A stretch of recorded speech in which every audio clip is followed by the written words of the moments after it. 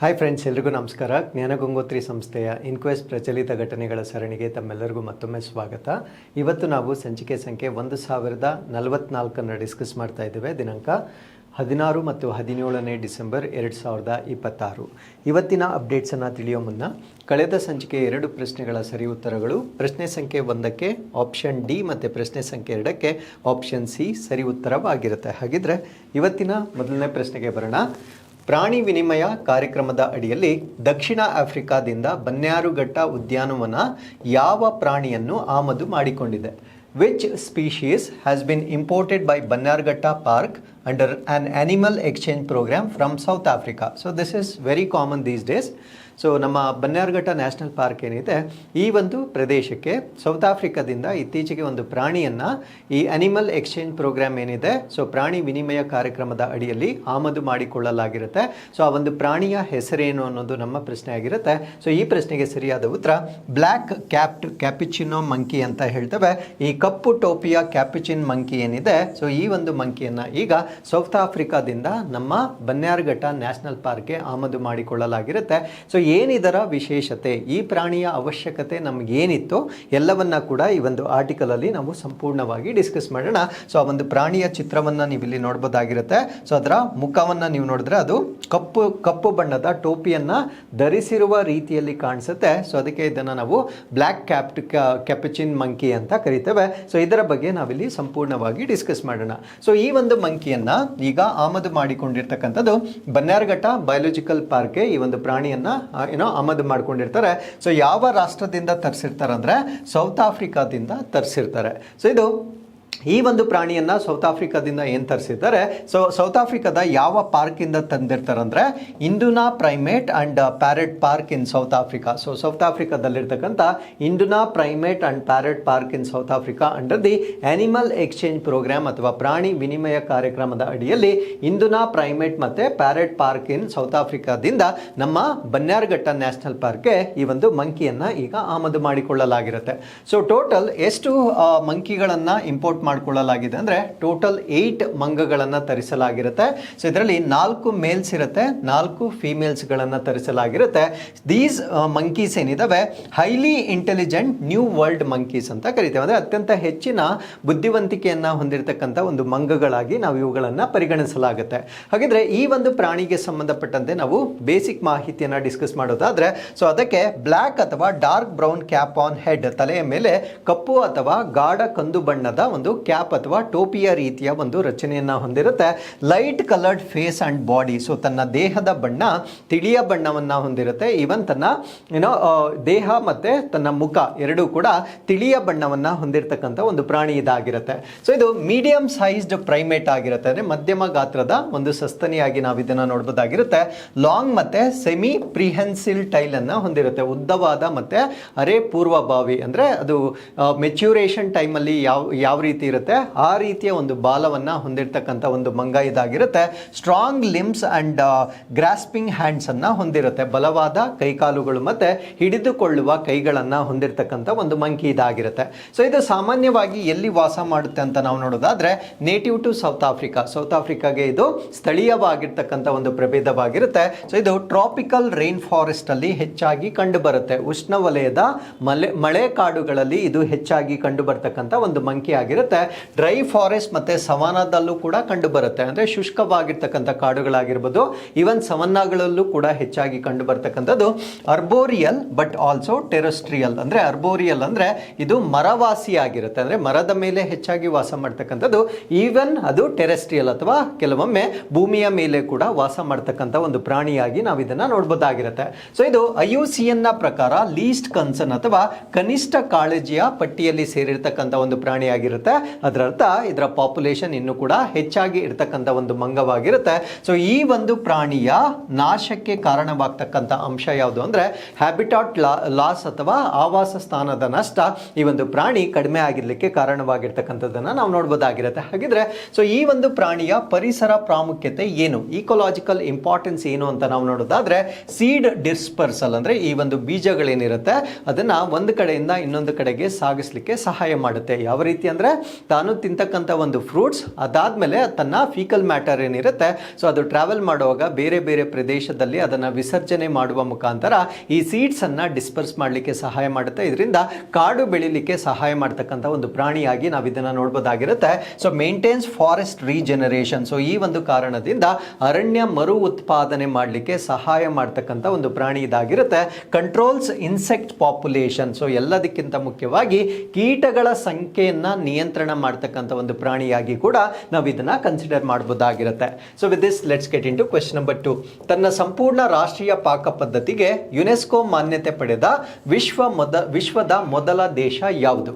Which country became the first in the world to receive UNESCO recognition for its entire nation cuisines. ಅಂದರೆ ಇತ್ತೀಚೆಗೆ ನಮಗೆಲ್ಲ ಗೊತ್ತಿರೋ ಹಾಗೆ UNESCO ವತಿಯಿಂದ ಈ ಕ್ಯೂಸಿನ್ ಸಿಟೀಸ್ ಅಂತ ಕೊಡ್ತಾ ಇದ್ರು. ಅಂದರೆ ಪಾಕ ಪದ್ಧತಿಗೆ ಸಂಬಂಧಪಟ್ಟಂತೆ, ಅಂದರೆ ಗ್ಯಾಸ್ಟ್ರಾನಮಿ ಸಿಟೀಸ್ ಅಂತ ಕರಿತೇವೆ. ಯಾವ ನಗರಗಳಲ್ಲಿ ಉತ್ತಮವಾಗಿರ್ತಕ್ಕಂಥ ಒಂದು ಆಹಾರ ಪದಾರ್ಥಗಳನ್ನು ತಯಾರಿ ಮಾಡ್ತಾರೆ ಆ ನಗರಗಳನ್ನು ಗುರುತಿಸಿ ಅದಕ್ಕೆ ಒಂದು ರೆಕಗ್ನಿಷನ್ ಅನ್ನು ಕೊಡ್ತಾ ಇದ್ರು. ಬಟ್ ಇವಾಗ for the very first time ಒಂದು ಎಂಟೈರ್ ಕಂಟ್ರಿಯನ್ನೇ ದಿ ನ್ಯಾಷನಲ್ ಕ್ಯೂಸಿನ್ ಕಂಟ್ರಿ ಅಂತ ಈಗ ಡಿಕ್ಲೇರ್ ಮಾಡಲಾಗಿರುತ್ತೆ. ಪ್ರಪ್ರಥಮ ಬಾರಿಗೆ ಒಂದು ಸಂಪೂರ್ಣ ರಾಷ್ಟ್ರಕ್ಕೆ ಈ ಒಂದು ಸ್ಥಾನಮಾನವನ್ನು ನೀಡಲಾಗಿರುತ್ತೆ.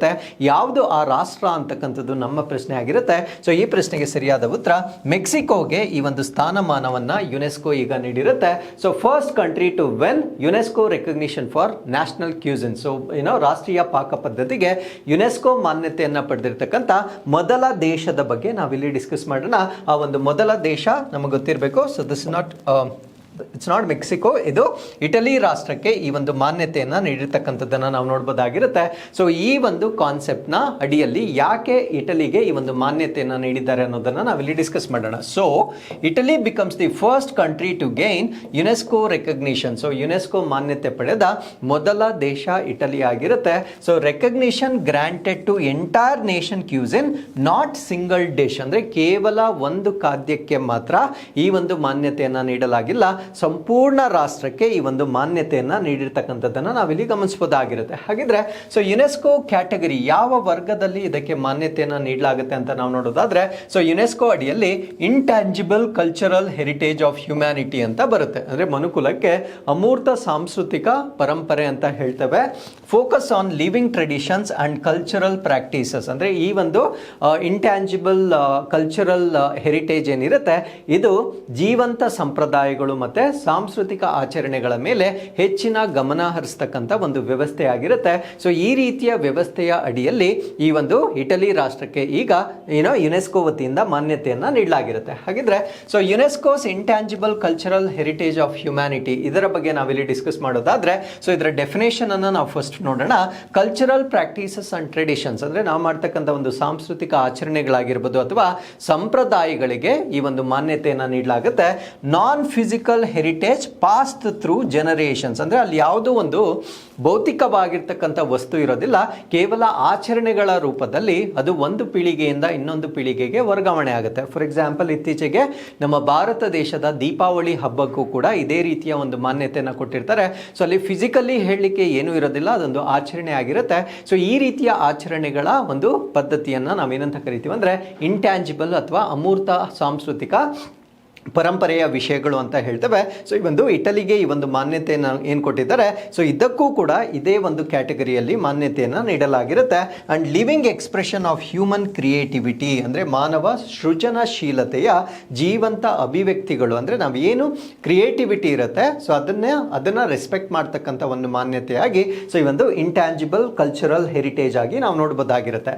ಸೊ ಇದನ್ನು ಅಡಾಪ್ಟ್ ಮಾಡ್ಕೊಂಡಿರೋದು ಯಾವಾಗ ಅಂದರೆ ಬೇಸ್ಡ್ ಆನ್ 2003 ಯುನೆಸ್ಕೋ ಕನ್ವೆನ್ಷನ್ 2003ರಲ್ಲಿ ಯುನೆಸ್ಕೋ ಸಮಾವೇಶದ ಆಧಾರದ ಮೇಲೆ ಇದನ್ನು ಅಳವಡಿಸಿಕೊಳ್ಳಲಾಗಿರುತ್ತೆ.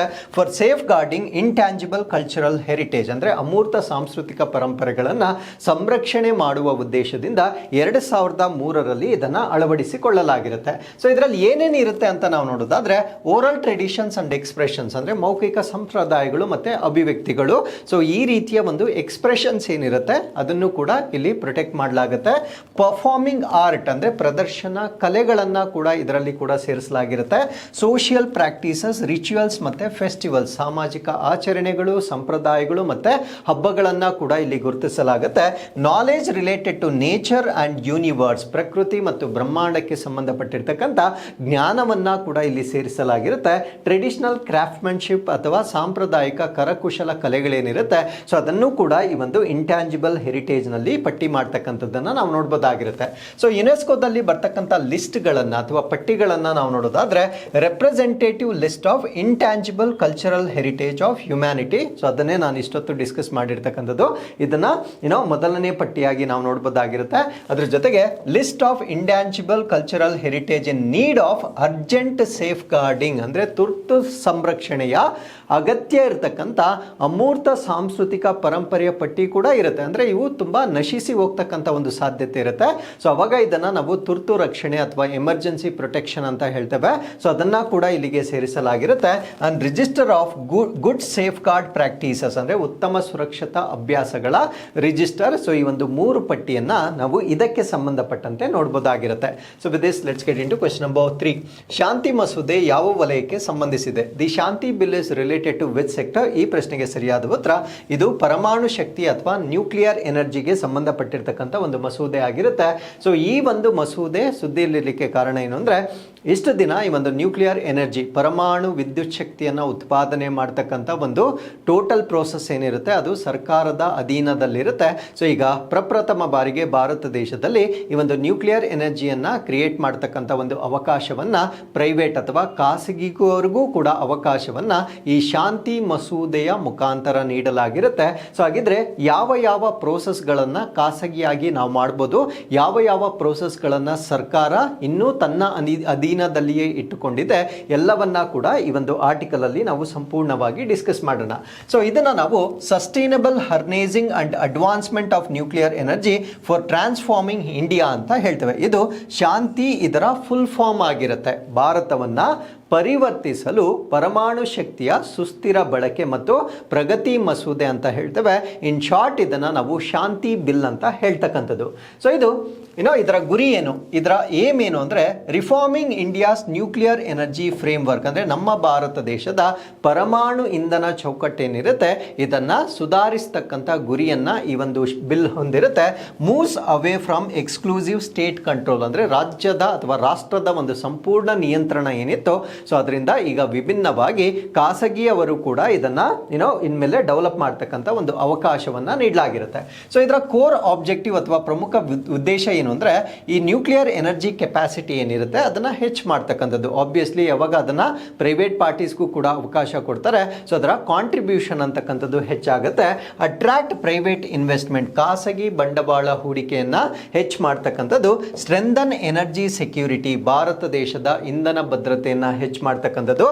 Support net zero and climate commitments, ಅಂದರೆ ನಿವ್ವಳ ಶೂನ್ಯ ಮತ್ತು ನಮ್ಮ ಹವಾಮಾನ ಬದ್ಧತೆಗಳೇನಿರುತ್ತೆ ಅದನ್ನು ಬೆಂಬಲ ಮಾಡುವ ಉದ್ದೇಶದಿಂದ ಈ ಒಂದು ಬಿಲ್ ಅನ್ನ ಈಗ ಮಂಡಿಸಲಾಗಿರುತ್ತೆ. ಸೊ ಹಾಗಿದ್ರೆ ಕೀ ರಿಫಾರ್ಮ್ ಏನು, ಪ್ರಮುಖವಾಗಿರ್ತಕ್ಕಂಥ ಸುಧಾರಣೆ ಏನು ಅಂತ ನಾವಿಲ್ಲಿ ನೋಡೋದಾದ್ರೆ, allows private sector participation in nuclear energy, ಅಂದರೆ ಈ ಒಂದು ಪರಮಾಣು ಶಕ್ತಿಯ ಉತ್ಪಾದನೆಯಲ್ಲಿ ಖಾಸಗಿ ವಲಯದ ಭಾಗವಹಿಸುವಿಕೆಯನ್ನು ಅವಕಾಶವನ್ನು ಮಾಡಿಕೊಟ್ಟಿರ್ತಕ್ಕಂಥ ಒಂದು ಮಸೂದೆ ಇದಾಗಿರುತ್ತೆ. ಹಾಗಿದ್ರೆ ಪ್ರೈವೇಟ್ ಕಂಪನೀಸ್ ಇನ್ಮೇಲೆ ಏನು ಮಾಡ್ಬೋದು, ಈ ಒಂದು ಮಸೂದೆಯಲ್ಲಿ ಕೊಟ್ಟಿರ್ತಕ್ಕಂಥ ಒಂದು ರೈಟ್ಸ್ ಏನೇನು ಅಂತ ನಾವಿಲ್ಲಿ ಡಿಸ್ಕಸ್ ಮಾಡೋದಾದ್ರೆ, ಬಿಲ್ಡ್ ನ್ಯೂಕ್ಲಿಯರ್ ಪವರ್ ಪ್ಲಾಂಟ್ಸ್, ಪರಮಾಣು ವಿದ್ಯುತ್ ಸ್ಥಾವರಗಳನ್ನು ನಾವು ಖಾಸಗಿಯಾಗಿ ನಿರ್ಮಾಣ ಮಾಡ್ಬೋದಾಗಿರುತ್ತೆ. ಓನ್ ಅಂಡ್ ಆಪರೇಟ್ ರಿಯಾಕ್ಟರ್ಗಳನ್ನು ನಾವು ಹೊಂದಬಹುದು, ಅಂದರೆ ಮಾಲೀಕತ್ವವನ್ನು ಹೊಂದಬಹುದಾಗಿರುತ್ತೆ. ಮತ್ತೆ ಅದನ್ನ ನಿರ್ವಹಣೆ ಮಾಡತಕ್ಕಂಥ ಒಂದು ಅಧಿಕಾರವನ್ನ ಕೂಡ ನೀಡಲಾಗಿರುತ್ತೆ. ಡಿಕಮಿಷನ್ ನ್ಯೂಕ್ಲಿಯರ್ ಫೆಸಿಲಿಟೀಸ್, ಅಂದ್ರೆ ಆ ಒಂದು ಪ್ಲಾಂಟ್ ಅನ್ನ ನಾವು ಬೇರೆ ಇಂಡಸ್ಟ್ರೀಸ್ ತರ ಏಕಾಏಕಿ ನಾವು ಶಟ್ ಡೌನ್ ಮಾಡ್ಲಿಕ್ಕೆ ಆಗೋದಿಲ್ಲ. ಯಾಕಂದ್ರೆ ಅದರಲ್ಲಿ ನಾವು ರೇಡಿಯೋ ಆಕ್ಟಿವ್ ಅಥವಾ ವಿಕಿರಣ ಪಟುತ್ವ ಗುಣವನ್ನ ಹೊಂದಿರತಕ್ಕಂಥ ಧಾತುಗಳನ್ನ ಬಳಕೆ ಮಾಡೋದ್ರಿಂದ ಅದನ್ನ ನಾವು ಕೇರ್ಫುಲ್ ಆಗಿ ನಾವು ಡಿಕಮಿಷನ್ ಮಾಡಬೇಕಾಗಿರುತ್ತೆ. ಸೊ ಪರಮಾಣು ಸೌಲಭ್ಯಗಳನ್ನ ನಿಷ್ಕ್ರಿಯಗೊಳಿಸಬಹುದಾಗಿರುತ್ತೆ. ಬಟ್ ಅದು ಅಂಡರ್ ರೆಗ್ಯುಲೇಷನ್ಸ್, ಅದಕ್ಕೆ ಕೆಲವೊಂದು ನಿಯಂತ್ರಣಗಳು ಅಥವಾ ಕೆಲವೊಂದು ರೂಲ್ಸ್ ರೂಲ್ಸ್ ಇರುತ್ತೆ, ಆ ಒಂದು ರೂಲ್ಸ್ನ ಅಥವಾ ನಿಯಮಗಳ ಪ್ರಕಾರ ಅವರು ಡಿಕಮಿಷನ್ ಕೂಡ ಅವರೇ ಮಾಡಬಹುದಾಗಿರುತ್ತೆ. ಸೊ ಇಷ್ಟು ರೈಟ್ಸ್ಗಳನ್ನು ಖಾಸಗಿ ವ್ಯಕ್ತಿಯವರಿಗೆ ನೀಡಲಾಗಿರುತ್ತೆ. ಇನ್ನು ಸರ್ಕಾರ ಏನನ್ನ ಕಂಟ್ರೋಲ್ ಮಾಡುತ್ತೆ ಅಂದರೆ ಇನ್ನೂ ಕೂಡ ಖಾಸಗಿಯವರಿಗೆ ಸಂಪೂರ್ಣವಾಗಿ ಟ್ರಾನ್ಸ್ಫರ್ ಮಾಡದೇ ಇರತಕ್ಕಂಥ ಚಟುವಟಿಕೆಗಳು ಯಾವುದು ಅಂತ ನಾವು ನೋಡೋದಾದ್ರೆ ಯುರೇನಿಯಂ ಎನ್ರಿಚ್ಮೆಂಟ್, ಯುರೇನಿಯಂ ಅನ್ನ ಪುಷ್ಟೀಕರಣ ಮಾಡ್ತಕ್ಕಂಥದ್ದು ಅಂದರೆ ಇಗ್ನಿಷನ್ ಅಂತ ಹೇಳ್ತೇವೆ. ಆ ಒಂದು ರಿಯಾಕ್ಟರ್ ಅನ್ನ ಪ್ರಾರಂಭ ಮಾಡಲಿಕ್ಕೆ ನಾವು ಬಳಸ್ತಕ್ಕಂಥ ಈ ಒಂದು ಯುರೇನಿಯಂ ಐಸೋಟೋಪ್ ಏನಿದೆ, ಸೊ ಅದನ್ನ ಎನ್ರಿಚ್ಮೆಂಟ್ ಮಾಡ್ತಕ್ಕಂಥ ಒಂದು ಪ್ರೋಸೆಸ್ ಏನಿರುತ್ತೆ ಅದನ್ನ ಖಾಸಗಿಯವರಿಗೆ ನೀಡಿರೋದಿಲ್ಲ. ಇದಿನ್ನೂ ಕೂಡ ಸರ್ಕಾರದ ಕಂಟ್ರೋಲ್ನಲ್ಲಿ ಇರತಕ್ಕಂಥದ್ದು. ಸ್ಪೆಂಟ್ ಫ್ಯೂಯಲ್ ಮ್ಯಾನೇಜ್ಮೆಂಟ್ ಅಂದರೆ ಯಾವ ವಿಕಿರಣ ಪಟುತ್ವ ವಸ್ತುಗಳನ್ನು ನಾವು ಆಲ್ರೆಡಿ ಬಳಕೆ ಮಾಡ್ಕೊಂಡಿರ್ತೇವೆ ಅದರ ನಿರ್ವಹಣೆಯನ್ನ ಕೂಡ ಖಾಸಗಿಯವರಿಗೆ ಸಂಪೂರ್ಣವಾಗಿ ಬಿಟ್ಟುಕೊಡೋದಿಲ್ಲ. ಅಂಡ್ ಹೆವಿ ವಾಟರ್ ಪ್ರೊಡಕ್ಷನ್ ಅಂದರೆ ಇಲ್ಲಿ ನಾವು ನಮ್ಮ ಭಾರತ ದೇಶದಲ್ಲಿ ನಾವು ಬಳಕೆ ಮಾಡ್ತಕ್ಕಂಥ ಒಂದು 3 ಸ್ಟೇಜ್ ನ್ಯೂಕ್ಲಿಯರ್ ಪವರ್ ಪ್ಲಾಂಟ್ ಏನಿದೆ ಅದನ್ನು ನಾನು ಸಾಕಷ್ಟು ಬಾರಿ ನಾನು ಎಕ್ಸ್ಪ್ಲೇನ್ ಕೂಡ ಮಾಡಿರ್ತೇನೆ. ಪ್ರೆಷರೈಸ್ಡ್ ಹೆವಿ ವಾಟರ್ ಟೆಕ್ನಾಲಜಿಯನ್ನು ನಾವು ಯೂಸ್ ಮಾಡ್ತಕ್ಕಂಥದ್ದು. ಆ ಪ್ರೆಷರೈಸ್ಡ್ ಹೆವಿ ವಾಟರನ್ನು ಪ್ರೊಡ್ಯೂಸ್ ಮಾಡ್ತಕ್ಕಂಥದ್ದು ಅಥವಾ ಭಾರಿ ನೀರಿನ ಉತ್ಪಾದನೆ ಏನಿರುತ್ತೆ ಆ ಒಂದು ಉತ್ಪಾದನೆಯನ್ನು ಕೂಡ ಖಾಸಗಿಯವರಿಗೆ ಈಗ ಕೊಟ್ಟಿರೋದಿಲ್ಲ. And strategic and defence related nuclear activities, ವ್ಯೂಹಾತ್ಮಕ ಮತ್ತು ರಕ್ಷಣಾ ಕ್ಷೇತ್ರಕ್ಕೆ ಸಂಬಂಧಪಟ್ಟಿರ್ತಕ್ಕಂಥ ಪರಮಾಣು ಚಟುವಟಿಕೆಗಳನ್ನು ಕೊಟ್ಟಿಲ್ಲ. ಇದು ಕೇವಲ ವಿದ್ಯುತ್ತನ್ನು ಉತ್ಪಾದನೆ ಮಾಡ್ತಕ್ಕಂಥ ಕೆಲವೊಂದು ರೈಟ್ಸ್ ಅನ್ನು ಮಾತ್ರ ನೀಡಲಾಗಿರುತ್ತೆ. ಸೊ ಡಿಫೆನ್ಸ್ಗೆ ಸಂಬಂಧಪಟ್ಟಂತೆ ನಾವು ನ್ಯೂಕ್ಲಿಯರ್ ವೆಪನ್ಸ್ಗಳನ್ನು ನಾವು ಡೆವಲಪ್ ಮಾಡ್ತಕ್ಕಂಥದ್ದು ಆ ಒಂದು ಅಧಿಕಾರವನ್ನು ಖಾಸಗಿ ವ್ಯಕ್ತಿಗಳಿಗೆ ನೀಡಲಾಗಿರೋದಿಲ್ಲ. ಇವೆಲ್ಲ ಇನ್ನೂ ಕೂಡ ಸರ್ಕಾರದ ನಿಯಂತ್ರಣದಲ್ಲಿ ಇರತಕ್ಕಂಥದ್ದು ನಮಗೆ ಗೊತ್ತಿರಬೇಕಾಗಿರುತ್ತೆ. So with this let's get into question number 4. Viksit ಭಾರತ್ನಲ್ಲಿ ರೋಜ್ಗಾರ್ ಮತ್ತು ಆಜೀವಿಕಾ ಮಿಷನ್ಗೆ ಖಾತರಿ. ಆಜೀವಿಕಾ ಎಂಬ ಪದ ಮುಖ್ಯವಾಗಿ ಇದರ ಅರ್ಥವೇನು ಅಂದರೆ ಇದರಲ್ಲಿ ಬರ್ತಕ್ಕಂಥ ಈ ಒಂದು ಯೋಜನೆಯಲ್ಲಿ ಆಜೀವಿಕಾ ಎಂಬ ಪದವನ್ನ ಯೂಸ್ ಮಾಡಿದ್ದಾರೆ. ಸೊ ಈ ಒಂದು ಆಜೀವಿಕಾ ಪದದ ಒಂದು ಅರ್ಥ ಏನು ಅನ್ನೋದು ನಮ್ಮ ಪ್ರಶ್ನೆ ಆಗಿರುತ್ತೆ. The word Ajeevika in Viksit Bharat guarantee for Rozgar and Ajeevika mission mainly means, Ajeevika ಅಂತಕ್ಕಂಥದ್ದು ಲೈವ್ಲಿವುಡ್ ಅಥವಾ ಜೀವನೋಪಾಯ ಅಂತಕ್ಕಂಥ ಒಂದು ಅರ್ಥವನ್ನ ನೀಡುತ್ತೆ. ಸೊ ಏನಿದು ಬಿಲ್ ಅಥವಾ ಈ ಒಂದು ಬಿಲ್ ಏನನ್ನ ಚೇಂಜ್ ಮಾಡ್ತಾ ಇದೆ, ಸೊ ಅದನ್ನ ಈ ಒಂದು ಆರ್ಟಿಕಲ್ ಅಲ್ಲಿ ನಾವು ಡಿಸ್ಕಸ್ ಮಾಡೋಣ. So Viksit Bharat guarantee for Rozgar and Ajeevika mission ಇದನ್ನ ಈಗ ಮಂಡನೆ ಮಾಡಲಾಗಿರುತ್ತೆ. ಇದನ್ನ VBG ರಾಮ್ಜಿ ಯೋಜನೆ ಅಂತ ಹೇಳ್ತೇವೆ. ಸೊ ಇಷ್ಟು ವರ್ಷ ಮನ್ರೇಗಾ ಸ್ಕೀಮ್ ಅಂತ ಏನಿತ್ತು ಆ ಒಂದು ಮನ್ರೇಗಾವನ್ನ ಬದಲಾಯಿಸ್ತಕ್ಕಂಥ ಒಂದು ಹೊಸ ಮಸೂದೆಯನ್ನ ಇಂಟ್ರೊಡ್ಯೂಸ್ ಮಾಡಲಾಗಿರುತ್ತೆ. ಸೊ ಈ ಒಂದು ಮಸೂದೆಗೆ ಸಂಬಂಧಪಟ್ಟಂತೆ ಸಾಕಷ್ಟು ಪರ ವಿರೋಧಗಳು ಕೂಡ ನಡೀತಾ ಇದೆ. ಬಿಕಾಸ್ ಮಹಾತ್ಮ ಗಾಂಧೀಜಿಯವರ ಹೆಸರನ್ನ ಇಲ್ಲಿ ತೆಗೆದಾಗಿರ್ತಕ್ಕಂಥದ್ದು ತುಂಬಾ ಕಾಂಟ್ರವರ್ಷಿಯಲ್ ಆಗಿ ಮಾರ್ಪಟ್ಟಿರ್ತಕ್ಕಂಥದ್ದನ್ನ ನಾವು ನೋಡ್ಬೋದಾಗಿರುತ್ತೆ. So irrespective of political discussion, so let us try to understand academically, ನಮಗೆ ಎಕ್ಸಾಮ್ ದೃಷ್ಟಿಕೋನದಿಂದ ಈ ಒಂದು ಬದಲಾವಣೆಗೆ ಸಂಬಂಧಪಟ್ಟಂತೆ ಏನೇನು ಪ್ರಶ್ನೆಗಳನ್ನು ಕೇಳ್ಬೋದು, ಅದರ ಅಡಿಯಲ್ಲಿ ನಮ್ಗೆ ಏನೇನು ಗೊತ್ತಿರಬೇಕು, ಸೊ ಎಲ್ಲವನ್ನ ಕೂಡ ಈ ಒಂದು ಆರ್ಟಿಕಲ್ ಅಲ್ಲಿ ನಾವು ಸಂಪೂರ್ಣವಾಗಿ ಡಿಸ್ಕಸ್ ಮಾಡೋಣ. ಫಸ್ಟ್ ಇದನ್ನ ಫಂಡಿಂಗ್ ಪ್ಯಾಟರ್ನ್ ಅನ್ನ ನಾವು ನೋಡೋಣ. ಈ ಒಂದು ಯೋಜನೆ ಏನಿರುತ್ತೆ ಇದನ್ನ ನಾವು ಸೆಂಟ್ರಲಿ ಸ್ಪಾನ್ಸರ್ಡ್ ಸ್ಕೀಮ್ ಅಂತ ಕರಿತೇವೆ. ಅಂದ್ರೆ ಕೇಂದ್ರ ಪ್ರಾಯೋಜಿತ ಯೋಜನೆ ಆಗಿರುತ್ತೆ. ಸೊ ವಿತ್ ಶೇರ್ಡ್ ರೆಸ್ಪಾನ್ಸಿಬಿಲಿಟಿ ಅಂದ್ರೆ ಹಂಚಿಕೆಯಾದ ಜವಾಬ್ದಾರಿ. ಮುಂಚೆ ಆಗಿದ್ರೆ ಆಲ್ಮೋಸ್ಟ್ ಫಂಡನ್ನು ಕೇಂದ್ರ ಸರ್ಕಾರ ನೀಡ್ತಾ ಇತ್ತಂಥದ್ದು, ಈಗ ರಾಜ್ಯ ಸರ್ಕಾರ ಕೂಡ ಈ ಒಂದು ಯೋಜನೆ ಅಡಿಯಲ್ಲಿ ಫಲಾನುಭವಿಗಳು ಯಾರಿರ್ತಾರೆ ಅವರಿಗೆ ಫಂಡನ್ನು ಅವರು ಶೇರ್ ಮಾಡಬೇಕಾಗಿರುತ್ತೆ. ಹಾಗಿದ್ರೆ ಈ ಒಂದು ಶೇರಿಂಗ್ ಪ್ಯಾಟರ್ನ್ ಆಫ್ ಫಂಡ್ ಹೇಗಿರುತ್ತೆ ಅಂತ ನಾವಿಲ್ಲಿ ನೋಡೋದಾದ್ರೆ, ನಾರ್ತ್ ಈಸ್ಟರ್ನ್ ಮತ್ತು ಹಿಮಾಲಯನ್ ಸ್ಟೇಟ್ಸ್ ಬಂದಾಗ, ಈಶಾನ್ಯ ರಾಜ್ಯಗಳು ಮತ್ತು ಬೆಟ್ಟ ಗುಡ್ಡಗಳಿಂದ ಕೂಡಿರ್ತಕ್ಕಂಥ ಹಿಮಾಲಯದ ರಾಜ್ಯಗಳು ಬಂದಾಗ 10% ಮಾತ್ರ ಆ ಒಂದು ರಾಜ್ಯ ಸರ್ಕಾರಗಳು ಭರಿಸಬೇಕಾಗಿರುತ್ತೆ. 90% ಕೇಂದ್ರ ಸರ್ಕಾರ ನೀಡ್ತಕ್ಕಂಥದ್ದು. ಅದರ್ ಸ್ಟೇಟ್ಸ್ ಮತ್ತು ಯುಟೀಸ್, ಬೇರೆ ರಾಜ್ಯಗಳು ಮತ್ತು ಕೇಂದ್ರಾಡಳಿತ ಪ್ರದೇಶಗಳು ಬಂದಾಗ 60% ಸೆಂಟ್ರಲ್ ಗೌರ್ಮೆಂಟ್ ಕೊಡುತ್ತೆ, 40% ಸ್ಟೇಟ್ ಗೌರ್ಮೆಂಟ್ ಭರಿಸಬೇಕಾಗಿರುತ್ತೆ. ಇನ್ನು ಯುಟೀಸ್ ವಿತೌಟ್ ಲೆಜಿಸ್ಲೇಚರ್, ಈ ಒಂದು ಶಾಸಕಾಂಗವನ್ನ ಹೊಂದದೇ ಇರತಕ್ಕಂಥ ಕೇಂದ್ರಾಡಳಿತ ಪ್ರದೇಶಗಳೇನಿರ್ತವೆ ಅವುಗಳಿಗೆ ಕೇಂದ್ರ ಸರ್ಕಾರ 100% ಹಣವನ್ನು ನೀಡ್ತಕ್ಕಂಥದ್ದು. ಈ ಫಂಡಿಂಗ್ ಪ್ಯಾಟರ್ನ್ ನಿಮಗೆ ಕಂಪಲ್ಸರಿ VBG ರಾಮ್ಜಿ ಯೋಜನೆಯಲ್ಲಿ ನಮಗೆ ಗೊತ್ತಿರಬೇಕಾಗಿರುತ್ತೆ. ಇನ್ನು ಕೀ ಫಿನಾನ್ಷಿಯಲ್ ಪ್ರಿನ್ಸಿಪಲ್, ಇದನ್ನು ನಾವು ನಾರ್ಮೇಟಿವ್ ಅಲೋಕೇಶನ್ ಅಂತ ಕರಿತೇವೆ. ಇದು ಒಂದು ಬದಲಾವಣೆಯನ್ನು ಮಾಡಿರ್ತಾರೆ. ಏನಿದು ನಾರ್ಮೇಟಿವ್ ಅಲೋಕೇಶನ್ ಅಂದರೆ, ಸೊ ಇಷ್ಟು ದಿನ ಏನಾಗ್ತಾ ಇತ್ತು ಅಂದರೆ ಗವರ್ನಮೆಂಟ್ ರ್ಯಾಂಡಮ್ ಆಗಿ ಅನೌನ್ಸ್ ಮಾಡ್ತಾ ಇತ್ತು, ನಾವು ಪ್ರತಿದಿನಕ್ಕೆ ಇಷ್ಟು ಕೂಲಿಯನ್ನು ಕೊಡ್ತಾ ಇದ್ದೇವೆ. ಸೊ ಅದು ಪೊಲಿಟಿಕಲ್ ಆ್ಯಂಗಲ್ ಅಲ್ಲಿ ಈ ಒಂದು ದಿನಗೂಲಿಯನ್ನು ನಿರ್ಧಾರ ಮಾಡ್ತಕ್ಕಂಥದ್ದು. ಬಟ್ ಇನ್ಮೇಲೆ ಅದನ್ನು ನಾರ್ಮೇಟಿವ್ ಅಲೋಕೇಶನ್ ಅಂತ ಕರಿತೇವೆ. ನಾರ್ಮೇಟಿವ್ ಅಲೋಕೇಶನ್ ಅಂದರೆ ಇದಕ್ಕೆ ಕೆಲವೊಂದು ಪ್ಯಾರಾಮೀಟರ್ಸ್ ಇರುತ್ತೆ. ಆ ರಾಜ್ಯದ ಜನಸಂಖ್ಯೆ ಎಷ್ಟಿದೆ, ಆ ರಾಜ್ಯದಲ್ಲಿರ್ತಕ್ಕಂಥ ನಿರುದ್ಯೋಗ ಮಟ್ಟ ಎಷ್ಟಿದೆ, ಈ ರೀತಿಯ ಕೆಲವೊಂದು ಪ್ಯಾರಾಮೀಟರ್ಗಳನ್ನು ಪರಿಗಣನೆಗೆ ತೆಗೆದುಕೊಂಡು ಅವರು ಎಷ್ಟು ವೇಜಸ್ಸನ್ನು ಆ ವ್ಯಕ್ತಿಗಳಿಗೆ ನೀಡಬೇಕಾಗಿರುತ್ತೆ, ದಿನಗೂಲಿ ಎಷ್ಟನ್ನು ನೀಡಬೇಕಾಗಿರುತ್ತೆ, ಸೊ ಅದನ್ನು ಡಿಸೈಡ್ ಮಾಡಲಾಗುತ್ತೆ. ಈ ಒಂದು ಮೆಥಡನ್ನು ನಾವೇನಂತ ಕರಿತೀವಿ ಅಂದರೆ ನಾರ್ಮೇಟಿವ್ ಅಲೋಕೇಶನ್ ಅಂತ ಕರಿತೇವೆ. ಸೊ ಮುಂಚಿನ ಹಾಗೆ ರ್ಯಾಂಡಮ್ ಆಗಿ ಅಲೋಕೇಶನನ್ನು ಡಿಸೈಡ್ ಮಾಡಲಿಕ್ಕೆ ಆಗೋದಿಲ್ಲ. ಸೊ ಒಂದು ಮೆಥಡನ್ನು ಯೂಸ್ ಮಾಡಿಕೊಂಡು ಈ ವೇಜಸ್ಸನ್ನು ಡಿಸೈಡ್ ಮಾಡ್ತಕ್ಕಂಥ ಪದ್ಧತಿಯನ್ನು ನಾವು ನೋಡ್ಬೋದಾಗಿರುತ್ತೆ. ಅದರ ಜೊತೆಗೆ ದೇರ್ ಈಸ್ ಸ್ಟೇಟ್ ರೆಸ್ಪಾನ್ಸಿಬಿಲಿಟಿ, ರಾಜ್ಯಕ್ಕೂ ಕೂಡ ಇನ್ಮೇಲೆ ಜವಾಬ್ದಾರಿ ಹೆಚ್ಚಾಗಿರುತ್ತೆ.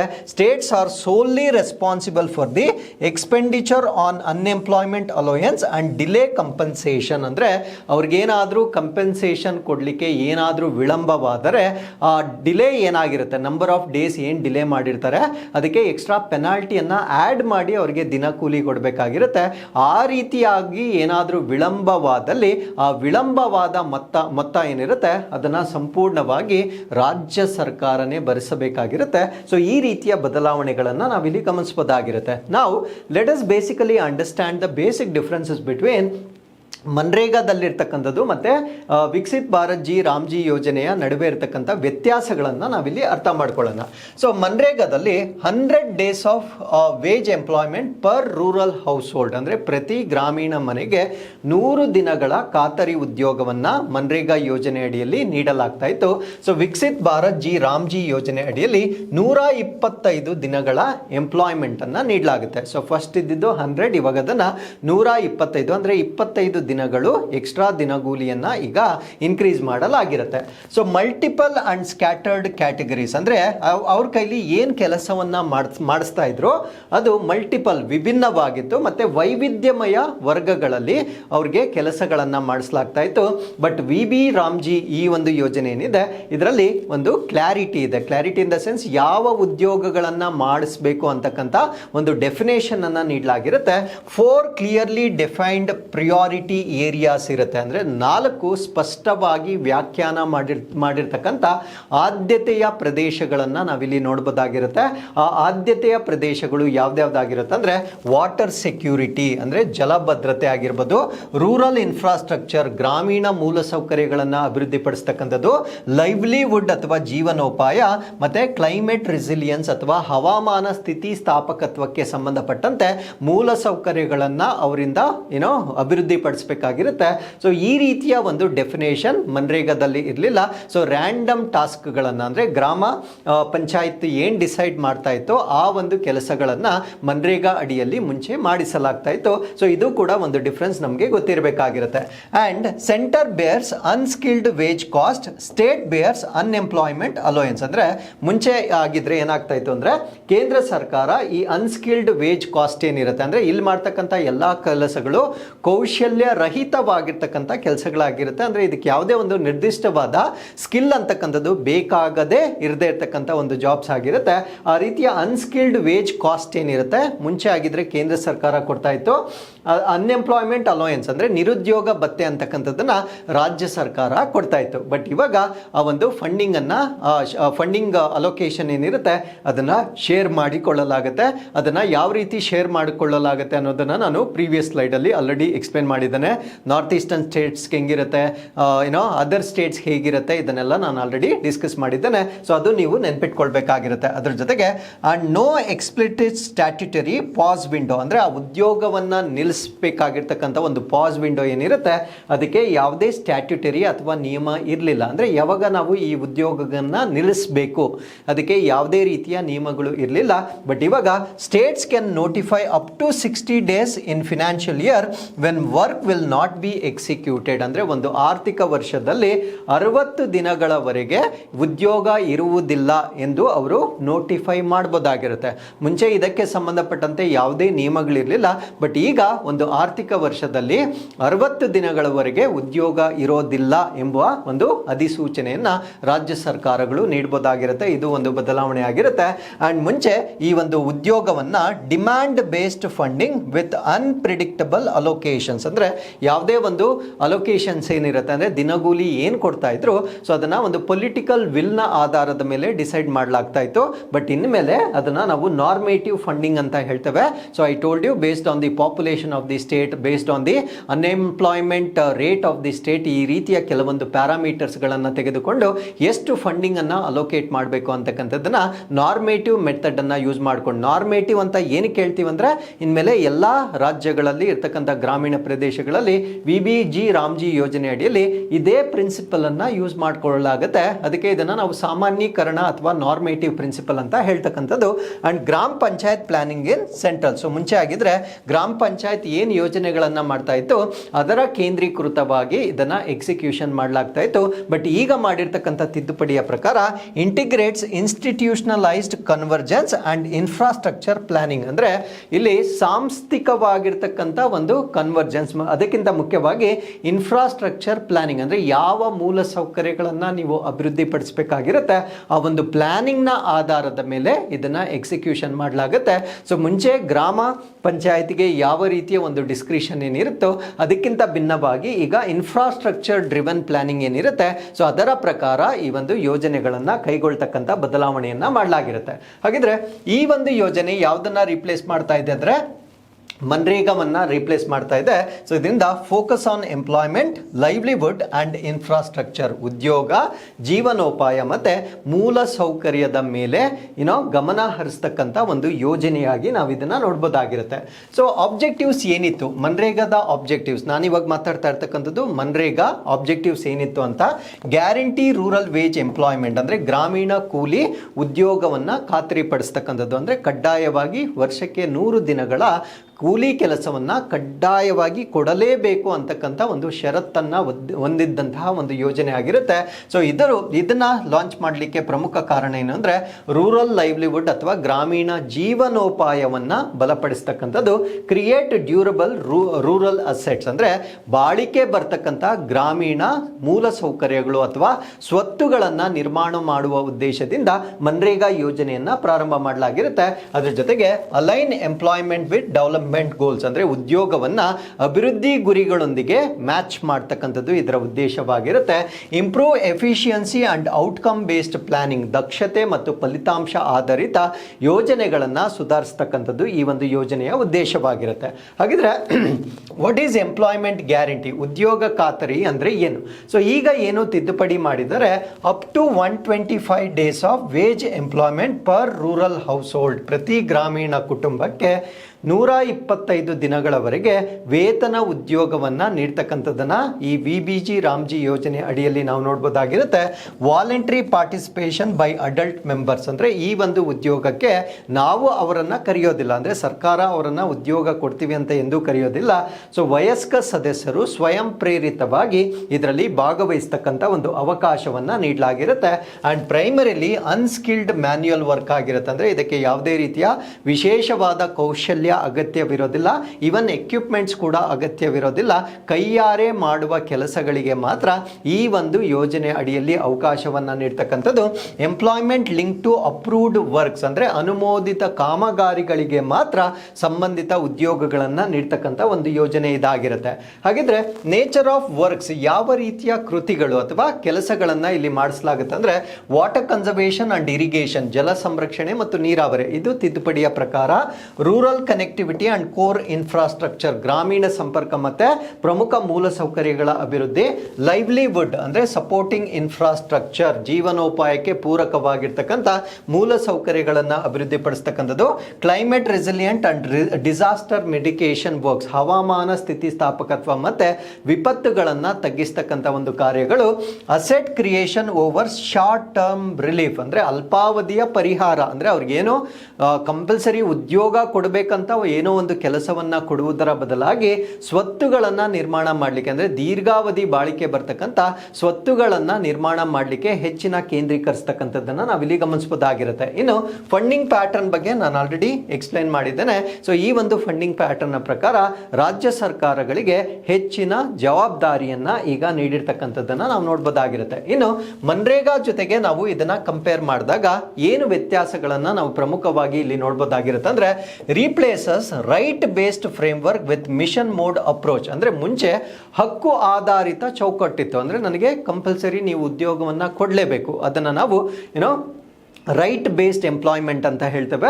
ಈ ರೈಟ್ ಬೇಸ್ಡ್ ಎಂಪ್ಲಾಯ್ಮೆಂಟ್ ಏನಿತ್ತು ಅದನ್ನ ಈಗ ಮಿಷನ್ ಮೋಡ್ ಆಗಿ ಚೇಂಜ್ ಮಾಡಿರ್ತಾರೆ. ಅಂದ್ರೆ ನನಗೇನು ಅವಶ್ಯಕತೆ ಇದೆ ಅದನ್ನ ಮಾತ್ರ ಅವರ ಕೈಯಲ್ಲಿ ಉದ್ಯೋಗ ಮಾಡಿಸ್ತಕ್ಕಂಥ ಒಂದು ವಿಧಾನವಾಗಿ ಇದನ್ನ ಬದಲಾವಣೆ ಮಾಡಲಾಗಿರುತ್ತೆ.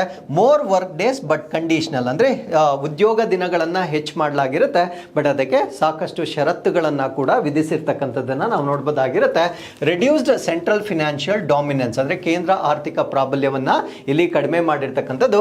Shift from employment as entitlement to employment as development tool, ಅಂದ್ರೆ ಮುಂಚೆ ಉದ್ಯೋಗ ಕೊಡ್ತಕ್ಕಂಥದ್ದನ್ನ ಮೇನ್ ಫೋಕಸ್ ಆಗಿ ನಾವು ನೋಡ್ತಾ ಇದ್ವಿ. ಅವರಿಗೆ ನಾವು ಉದ್ಯೋಗ ನೀಡಬೇಕು, ವರ್ಷಕ್ಕೆ 100 ದಿನಗಳ ಕಾಲ ಖಾತರಿ ಉದ್ಯೋಗವನ್ನ ನೀಡಲೇಬೇಕು ಅಂತ ನೋಡುತ್ತಾ ಇದ್ದಂತಹ ಯೋಜನೆಯನ್ನ ಈಗ ಅಭಿವೃದ್ಧಿಯ ಒಂದು ಟೂಲ್ ಆಗಿ, ಡೆವಲಪ್ಮೆಂಟಲ್ ಟೂಲ್ ಆಗಿ ಇದನ್ನ ಬದಲಾವಣೆ ಮಾಡಿರ್ತಕ್ಕಂಥದ್ದು ಕೂಡ ಮನ್ರೇಗಾಗಿಂತ ಇರ್ತಕ್ಕಂಥ ಒಂದು ಭಿನ್ನತೆ ಇದಾಗಿರುತ್ತೆ. ಸೊ ಈಗ ನಾವು ಮನ್ರೇಗಾ ಬಗ್ಗೆ ನಾವು ಡಿಸ್ಕಸ್ ಮಾಡೋದಾದ್ರೆ, ಇದನ್ನ ಎನಾಕ್ಟ್ ಮಾಡಿರ್ತಕ್ಕಂಥದ್ದು 2005 ಇದನ್ನ ಜಾರಿಗೆ ತರ್ತಾರೆ. So this is world's largest rights based employment programme, ಜಗತ್ತಿನಲ್ಲಿಯೇ ಅತಿ ದೊಡ್ಡದಾಗಿರ್ತಕ್ಕಂಥ ಹಕ್ಕು ಆಧಾರಿತ ಉದ್ಯೋಗ ಕಾರ್ಯಕ್ರಮ ಇದಾಗಿರುತ್ತೆ. Demand driven rural employment law, ಬೇಡಿಕೆ ಆಧಾರಿತ ಗ್ರಾಮೀಣ ಉದ್ಯೋಗ ಕಾನೂನಿನ ಆಧಾರದ ಮೇಲೆ ಇದನ್ನ ಎನಾಕ್ಟ್ ಮಾಡಲಾಗಿರುತ್ತೆ. This is applicable for all rural districts in India, ನಗರಗಳಿಗೆ ಇದು ಬರೋದಿಲ್ಲ, ಎಲ್ಲಾ ಗ್ರಾಮೀಣ ಜಿಲ್ಲೆಗಳಿಗೆ ಅನ್ವಯವಾಗ್ತಕ್ಕಂಥ ಒಂದು ಯೋಜನೆ ಇದಾಗಿರುತ್ತೆ. ಸೊ ಇದರ ಉದ್ದೇಶ ಏನಾಗಿತ್ತು ಅಂದ್ರೆ, livelihood security to rural household, ಅಂದ್ರೆ ಗ್ರಾಮೀಣ ಕುಟುಂಬಗಳಿಗೆ ಜೀವನೋಪಾಯದ ಭದ್ರತೆಯನ್ನು ನೀಡ್ತಕ್ಕಂಥದ್ದು ಇದರ ಉದ್ದೇಶವಾಗಿರುತ್ತೆ. Reduce poverty and distress mitigation, ಅಂದ್ರೆ ಬಡತನವನ್ನ ಮತ್ತೆ ಸಂಕಷ್ಟದಿಂದ ಅವರು ವಲಸೆ ಹೋಗ್ತಾರೆ, ಬೇರೆ ಕಡೆಗೆ ವಲಸೆ ಹೋಗೋದನ್ನ ಕಡಿಮೆ ಮಾಡ್ತಕ್ಕಂಥದ್ದು ಇದರ ಉದ್ದೇಶವಾಗಿರುತ್ತೆ. ಡ್ಯೂರಬಲ್ ರೂರಲ್ ಅಸೆಟ್ಗಳು, ಬಾಳಿಕೆ ಬರ್ತಕ್ಕಂಥ ಗ್ರಾಮೀಣ ಮೂಲ ಸೌಕರ್ಯಗಳನ್ನ ಅಭಿವೃದ್ಧಿಪಡಿಸತಕ್ಕಂಥದ್ದು. ಗ್ರಾಸ್ ರೂಟ್ ಡೆಮಾಕ್ರಸಿ ಅಥವಾ ಈ ತಳಮಟ್ಟದ ಪ್ರಜಾಪ್ರಭುತ್ವವನ್ನ ಬಲಪಡಿಸುವ ಉದ್ದೇಶದಿಂದ ಮನ್ರೇಗಾವನ್ನ ಪ್ರಾರಂಭ ಮಾಡಲಾಗಿರುತ್ತೆ. ಇದರ ಲೀಗಲ್ ನೇಚರ್ ಅಥವಾ ಕಾನೂನು ಸ್ವರೂಪವನ್ನ ನಾವು ನೋಡೋದಾದ್ರೆ, ಸ್ಟ್ಯಾಟ್ಯುಟರಿ ರೈಟ್ ಟು ವರ್ಕ್, ಅಂದ್ರೆ ಕೆಲಸ ಮಾಡುವ ಶಾಸನಬದ್ಧ ಹಕ್ಕಾಗಿ ಈ ಒಂದು ಯೋಜನೆಯನ್ನ ಪ್ರಾರಂಭ ಮಾಡಲಾಗಿರುತ್ತೆ.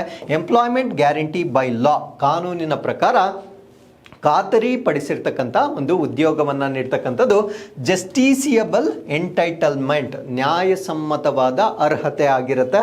ಅಂಡ್ ನಾನ್ ಡಿಸ್ಕ್ರಿಷನರಿ ಸ್ಕೀಮ್, ಅಂದ್ರೆ ಇದು ವಿವೇಚನಾರಹಿತ ಯೋಜನೆ, ಅಂದ್ರೆ ಇದೇ ಕೆಲಸ ಮಾಡಬೇಕಂತ ಯಾವುದೇ ಡಿಸ್ಕ್ರಿಷನ್ ಇರೋದಿಲ್ಲ. ಸೊ ಆ ಒಂದು ಕಾರಣಕ್ಕಾಗಿ ಇದನ್ನ ನಾವು ನಾನ್ ಡಿಸ್ಕ್ರಿಷನರಿ ಸ್ಕೀಮ್ ಅಂತ ಹೇಳ್ಬೋದಾಗಿರುತ್ತೆ. ಸೊ ಇಷ್ಟು ಈ ಒಂದು ಮನ್ರೇಗಾಗೆ ಸಂಬಂಧಪಟ್ಟಂತೆ. ಇನ್ನು ಎಂಪ್ಲಾಯ್ಮೆಂಟ್ ಗ್ಯಾರಂಟಿ, ಮುಂಚೆ ಎಷ್ಟು ದಿನ ಕೊಡ್ತಾ ಇದ್ರು ಅಂದ್ರೆ 100 days of wage employment per rural household per year, ಒಂದು ವರ್ಷಕ್ಕೆ ಒಂದು ಗ್ರಾಮೀಣ ಕುಟುಂಬಕ್ಕೆ 100 ದಿನಗಳ ಖಾತರಿ ಉದ್ಯೋಗವನ್ನ ನೀಡ್ತಕ್ಕಂಥದ್ದು.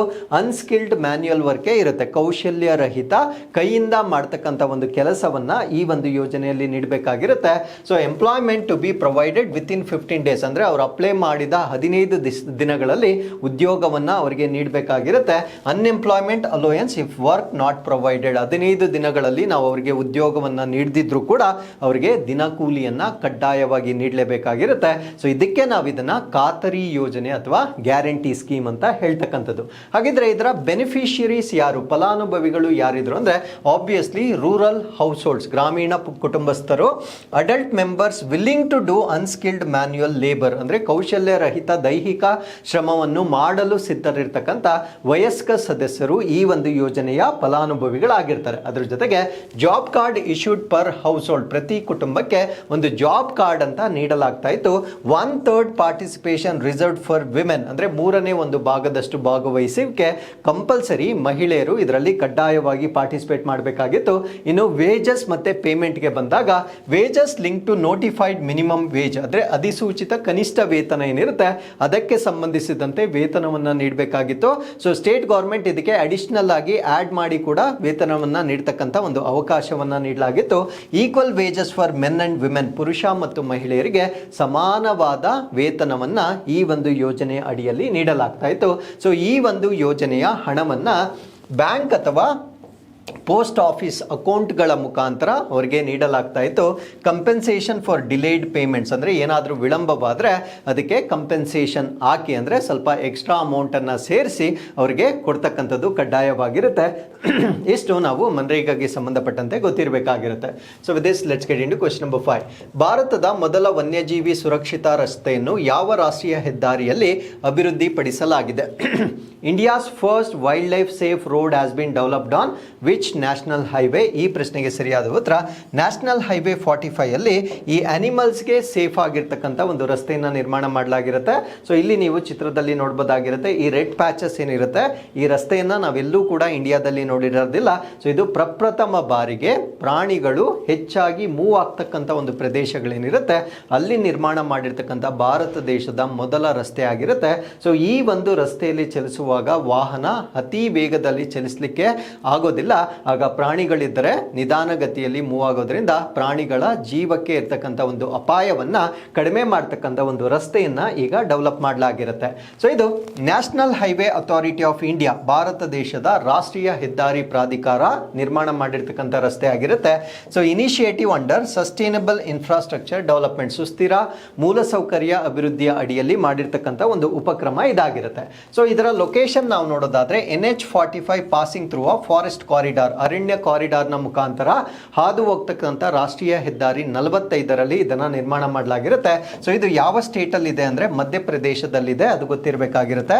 Ecologically sensitive wildlife movement zone ಆಗಿರುತ್ತೆ, ಅಂದ್ರೆ ಪರಿಸರ ಸೂಕ್ಷ್ಮತೆಯನ್ನು ಹೊಂದಿರತಕ್ಕಂಥ ವನ್ಯಜೀವಿಗಳು ಒಂದು ಕಡೆಯಿಂದ ಇನ್ನೊಂದು ಕಡೆಗೆ ಚಲಿಸ್ತಕ್ಕಂಥ ಒಂದು ಪ್ಲೇಸ್ ಆಗಿರುತ್ತೆ. ಸೊ ಅದರಿಂದ ಇಲ್ಲಿ ವೈಲ್ಡ್ ಲೈಫ್ ಪ್ರೊಟೆಕ್ಟಿಂಗ್ ಒಂದು ಹೆದ್ದಾರಿಯನ್ನ ನಿರ್ಮಾಣ ಮಾಡಲಾಗಿರುತ್ತೆ. ಸೊ ಇಲ್ಲಿರ್ತಕ್ಕಂಥ ಒಂದು ಇನೋವೇಷನ್ ಏನು ಅಂತ ನಾವು ನೋಡೋದಾದ್ರೆ ಇದನ್ನ ನಾವು ಟೇಬಲ್ ಟಾಪ್ ರೋಡ್ ಡಿಸೈನ್ ಅಂತ ಕರಿತೇವೆ. ಸೊ ಈ ಒಂದು ರಸ್ತೆ ವಿನ್ಯಾಸವನ್ನ ಟೇಬಲ್ ಟಾಪ್ ರಸ್ತೆ ವಿನ್ಯಾಸ ಅಂತ ಕರಿತೇವೆ. ಸೊ ಇಲ್ಲಿ red surface marking on road stretches, ಅಂದ್ರೆ ರಸ್ತೆಯ ಮೇಲೆ ಕೆಂಪು ಮೇಲ್ಮೈ ಗುರುತಿನ ಬಳಕೆಯನ್ನ ಮಾಡಲಾಗಿರುತ್ತೆ. ಆ ಚಿತ್ರದಲ್ಲಿ ನೀವೇನ್ ರೆಡ್ ಟೈಲ್ಸ್ ತರ ನೀವು ನೋಡಿದ್ದೇವೆ, ಸೊ ಆ ರೀತಿಯ ಕೆಂಪು ಬಣ್ಣದ ಒಂದು ಪ್ಯಾಚಸ್ ಅನ್ನ ಈ ಒಂದು ರಸ್ತೆಯ ಮೇಲೆ ನಾವು ನೋಡಬಹುದಾಗಿರುತ್ತೆ. ಹಾಗಿದ್ರೆ ಟೇಬಲ್ ಟಾಪ್ ರೋಡ್ ಡಿಸೈನ್ ಅಂದ್ರೆ ಏನು ಅಂತ ನಾವಿಲ್ಲಿ ನೋಡೋದಾದ್ರೆ ಎಲಿವೇಟೆಡ್ ಫ್ಲಾಟ್ ರೋಡ್ ಸರ್ವೇಸ್, ಅಂದ್ರೆ ಅಲ್ಲಿ ರೆಡ್ ಕಲರ್ ಏನಿರುತ್ತೆ ಅಲ್ಲಿ ಎಲಿವೇಶನ್ ಇರುತ್ತೆ, ರೋಡ್ ಮಾತ್ರ ಫ್ಲಾಟ್ ಇರುತ್ತೆ. ಆಬ್ವಿಯಸ್ಲಿ ರಸ್ತೆ ಇವಾಗ ಎಲಿವೇಶನ್ ಮತ್ತೆ ಫ್ಲಾಟ್ ಇದ್ದಾಗ ನಾವು ವೇಗವಾಗಿ ಚಲಿಸಲಿಕ್ಕೆ ಸಾಧ್ಯವಾಗೋದಿಲ್ಲ. ಅದನ್ನ ನಾವು ಟೇಬಲ್ ಟಾಪ್ ರೋಡ್ ಡಿಸೈನ್ ಅಂತ ಕರೀತಕ್ಕಂಥದ್ದು.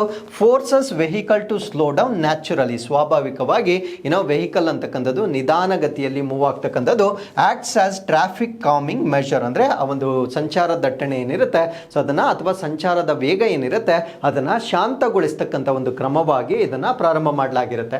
ಸೊ ರೆಡ್ ಮಾರ್ಕಿಂಗ್ ಪರ್ಪಸ್, ಯಾಕೆ ಕೆಂಪು ಬಣ್ಣದ ಗುರುತನ್ನೇ ಇಲ್ಲಿ ಬಳಕೆ ಮಾಡಿರ್ತಾರೆ ಅಂದ್ರೆ ಹೈ ವಿಸಿಬಿಲಿಟಿ ಫಾರ್ ಡ್ರೈವರ್ಸ್, ಚಾಲಕರಿಗೆ ಇದು ಹೆಚ್ಚಾಗಿ ಗೋಚರಿಸತಕ್ಕಂಥ ಒಂದು ಬಣ್ಣವಾಗಿರುತ್ತೆ.